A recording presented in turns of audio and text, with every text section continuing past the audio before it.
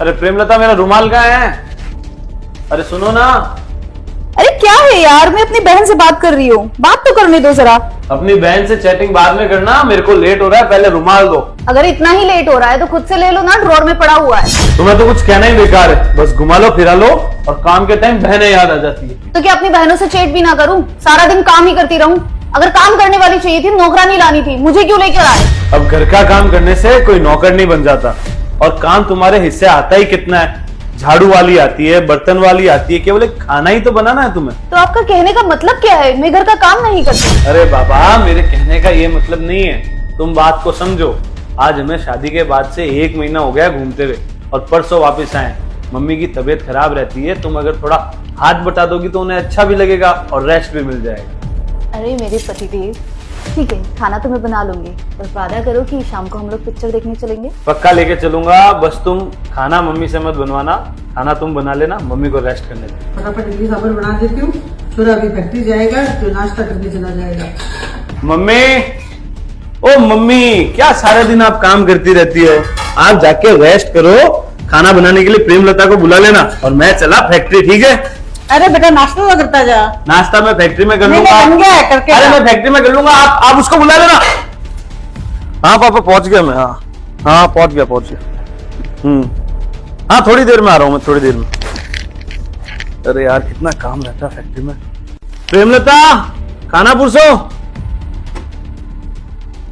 अरे तुम तो यार एकदम मम्मी के जैसे थाली को सजा के लेके आई हो यार, एकदम खाना भी दिख भी वैसा ही रहा है। अरे एक तो बिल्कुल मम्मी के जैसी बनाई है तुमने। मम्मी के जैसा नहीं, मम्मी ने ही बनाया है। प्रेमलता कहाँ गई? उसकी बेटा तबीयत खराब है, वो सुबह से रेस्ट कर रही है।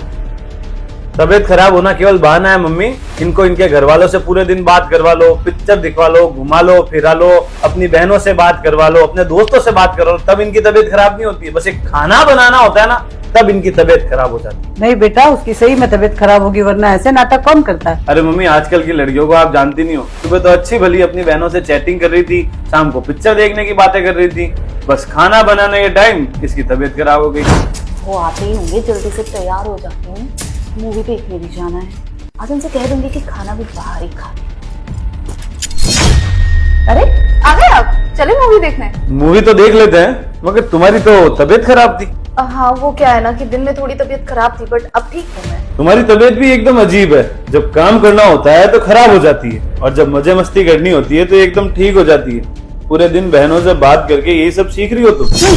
मेरी बहनों को बीच में लाने की जरूरत नहीं है। और तुम्हें क्या लगता है मैं नौटंकी करती हूँ? मेरे पापा ने मुझे यहाँ खाना बनाने के लिए नहीं भेजा है। अगर इतना ही शौक है ना तो किसी नौकर को रख लो खाना बनाने के लिए। नहीं नहीं, तुम्हें तो यहाँ पे ऐशो आराम करने के लिए भेजा है, सास ससुर पे हुक्म चलाने के लिए भेजा है, पूरे दिन अपनी बहनों से बात करने के लिए भेजा है, पूरे दिन मोबाइल चलाने के लिए भेजा है, अपने घर वालों को मेरे घर वालों की बुराई करने के लिए भेजा है, और इसके बाद जो टाइम बच गया तो बीमारी का नाटक करने के लिए भेजा है। हर बात पर मेरे परिवार वालों को बीच में लाने की जरूरत नहीं है। उन्होंने तो बहुत अच्छे से शादी करी थी मेरी यहाँ पर उन्हें क्या पता था कि तुम लोग एक नौकर तक नहीं रख सकते खाना बनाने के लिए, भिखारी कहीं के। प्रेमलता, अपनी औकात में रहो, भूलो मत तुम किससे बात कर रही हो।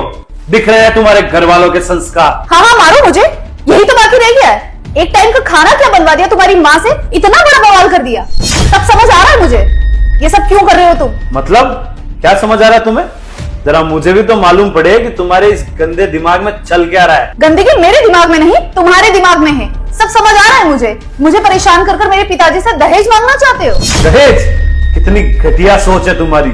हमारे घर में कमी किस चीज की है जो तुम्हारे पिताजी से दहेज मांगेंगे? वो सब मुझे नहीं पता। एक पल भी इस घर में नहीं रुकूंगी जहाँ दहेज मांगने वाले दरिंदे रहते हैं। जा रही हूँ अपने मायके, और मिलते हैं अब कोर्ट में। ये वीडियो पूर्णतः सत्य घटनाओं पर आधारित है, और ये कहानी सिर्फ इस घर की नहीं, आजकल 90% घरों की यही कहानी है।